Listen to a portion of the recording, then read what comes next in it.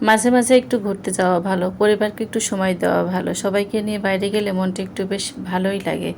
আসসালামু আলাইকুম, সবাই কেমন আছেন? কী অবস্থা সবার? আশা করি খুব ভালো আছেন। আলহামদুলিল্লাহ, আমিও অনেক অনেক ভালো আছি।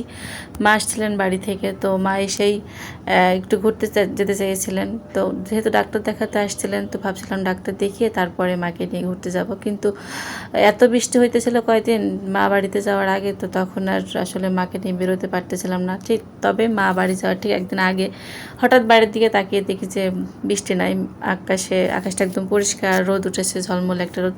তো হঠাৎ করে দুপুরের দিকেই সিদ্ধান্ত নিলাম 12টারও পরে যে আমরা আজকে ঘুরতে যাব। তো কোথায় যাওয়া যায়, কোথায় খাওয়া যাওয়া যায়, তো ভাবছিলাম যে লালবাগ কেল্লায় যাই। লালবাগ কেল্লায় আমি অনেক অনেক বছর আগে একবার গিয়েছিলাম, তারপর আর যাওয়া হয় নাই, যেহেতু বাসার কাছে, আমি মতিঝিলে থাকি।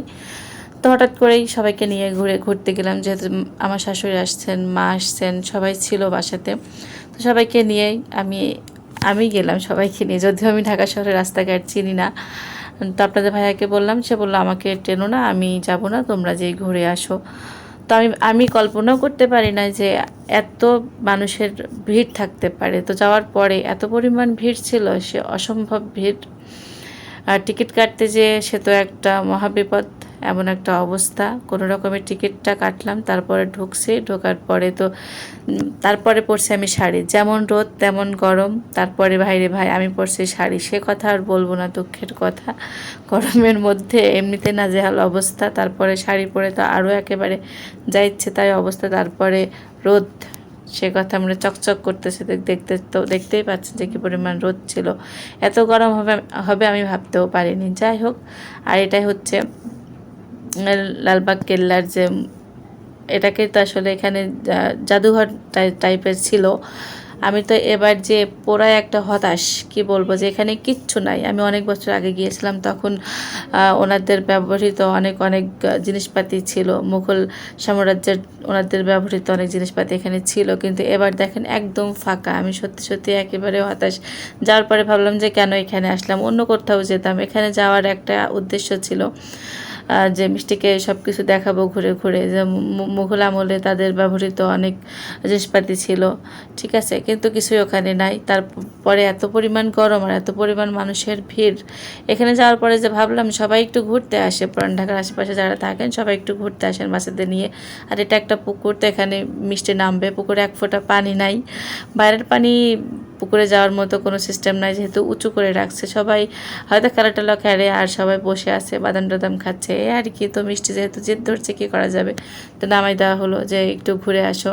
আমাকে বলছে যেতে, তো আমি তো যেতে পারবো না, ওটা উঁচু হয়ে যেতে হবে। পাঁচিল দেওয়া ছিল, পাঁচিলের উপরে, তো আমি তো শাড়ি পরা, আমি যেতে পারবো না। যাই হোক, এখানে আমরা হাঁটতে হাঁটতে সবাই একটু হাঁপিয়ে গেছি গরমের মধ্যে, তো বসে একটু রেস্ট করতেছিলাম। সবাই বসা ছিল, সবাই বসে বসে গল্প করতেছে। তো পাশেই ফুল গাছ ছিল, তো আমি একটু শুকতেছিলাম, মানে গোলাপ ফুল তো, যে একটু সেন্ট আছে কিনা। কিন্তু এখন না সেন্ট নেই। আগে তো গোলাপ ফুল শুকলে ফাইন একটা ঘ্রাণ আসতো, এখন সেই ঘ্রাণটা পেলাম না।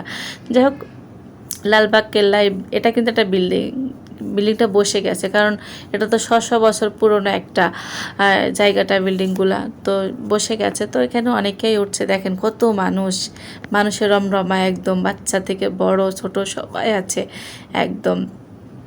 আর শাড়ি পরার পরে কি বলবো, মনে হলো যে পরে বুঝতে পারলাম শাড়ি পরা সব থেকে ভুল হয়েছে আমার। যাই হোক, তো সবাই ভালো থাকবেন, সুস্থ থাকবেন। কে কোথা থেকে আমার ভিডিওটা দেখছেন অবশ্যই কমেন্টস করবেন। সবার জন্য অনেক অনেক দোয়া ও শুভকামনা রইল, ঠিক আছে। আর এই যে আমার মিষ্টি বুড়ি, মানে তার তো কিউরিয়াসিটির শেষ নাই, সে সব কিছুতে নামবে, যেখানেও নামবে। আমি তাকে বারবার নিষেধ করছি, না নামার দরকার নাই। মানে যাওয়ার পরে জায়গাটা ভালো লাগছে, নিঃসন্দেহে সুন্দর, পরিপাটি সুন্দর একটা জায়গা। বিকেল টাইমটা কাটানোর জন্য ভালো, কিন্তু ওনারা সকাল থেকে 6টা পর্যন্ত টাইম। তো যাই হোক, আমরা 5:30টার দিকে বেরিয়ে গেছি, এখন বেরিয়ে যাচ্ছেন ওনাদের বাসার উদ্দেশ্যে রওনা দিয়েছি। তারপরে এই যে জামাতের সমাবেশ ছিল, সেদিন পড়ছে আর এক বিপাকে, একদম জ্যাম। রাস্তায় বেরানোর পর থেকে জ্যাম তো জ্যাম, কী আর করবো, আমি জানতামও না। তো যাই হোক, সবাই ভালো থাকবেন, সবার জন্য অনেক অনেক দোয়া থাকলো। আজকের মতো এখানে শেষ করলাম, আল্লাহ হাফেজ।